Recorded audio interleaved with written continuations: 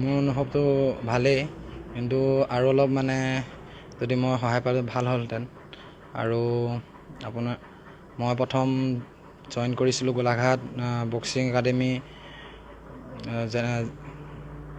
Golaghat boxing academy join কৰিছিলোঁ। তাৰপৰা মই বৰপেটাত খেলিবলৈ গৈ ব্ৰঞ্জৰ পদক স্থান লাভ কৰিবলৈ সক্ষম হৈছিলোঁ। তাৰপৰা Golaghat state sports authority of ইণ্ডিয়াত স্থান পাবলৈ সক্ষম হ'লোঁ। তাৰপৰা গোলাঘাটৰ পৰা মই অল ইণ্ডিয়া চাই গ'ল্ড মেডেল পাবলৈ, হাৰিয়ানাত গৈ গ'ল্ড মেডেল পাবলৈ সক্ষম হৈছিলোঁ। তাৰপৰা গুৱাহাটী উলুবাৰীত মই অল আছাম ইণ্টাৰ ডিষ্ট্ৰিক্টত গ'ল্ড মেডেল পাবলৈ সক্ষম হৈছিলোঁ। তাৰপাছত গুৱাহাটীত অনুষ্ঠিত হোৱা বিহাৰত হ'বলগীয়া UPত হ'বলগীয়া নেশ্যনেল গেমছৰ কাৰণে চিলেকশ্যন পাইছিলোঁ। তাত মই 4খন গেম খেলি ব্ৰঞ্জৰ পদক পাবলৈ সক্ষম হৈছিলোঁ। ব্ৰঞ্জৰ পদক পোৱাৰ কাৰণে মই খেলো ইণ্ডিয়াত স্থান পাবলৈ সক্ষম হৈছিলোঁ। স্থান পাই মই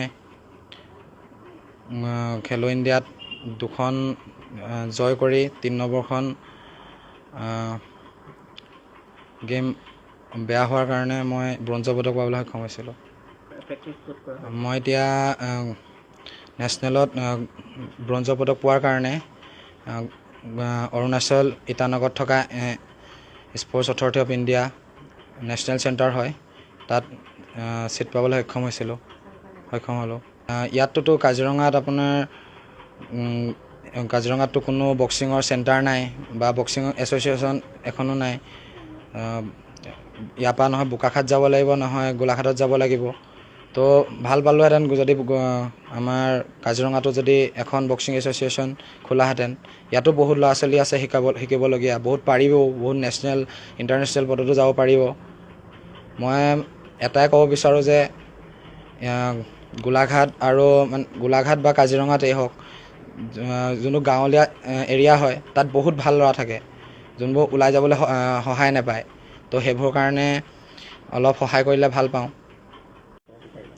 অনুভৱটো ভালেই হৈছে, আৰু মানে কি ল'ৰাৰ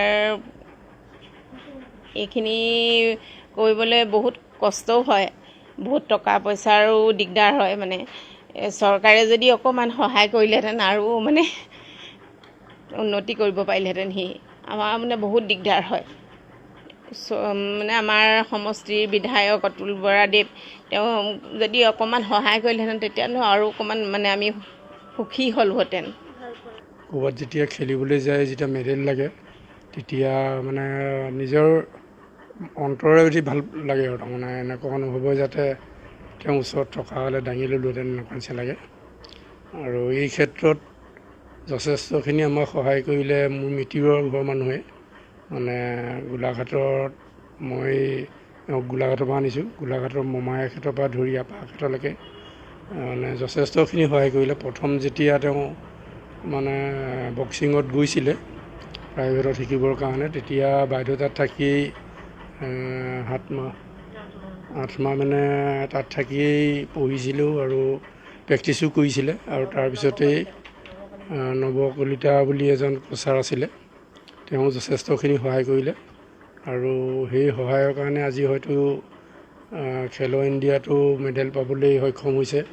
আজিৰ তাৰিখলৈকে নাই লোৱা, নাজানো ল'বনে নাই, আজিলৈকে সোধা নাই বাৰু বা লোৱাও নাই।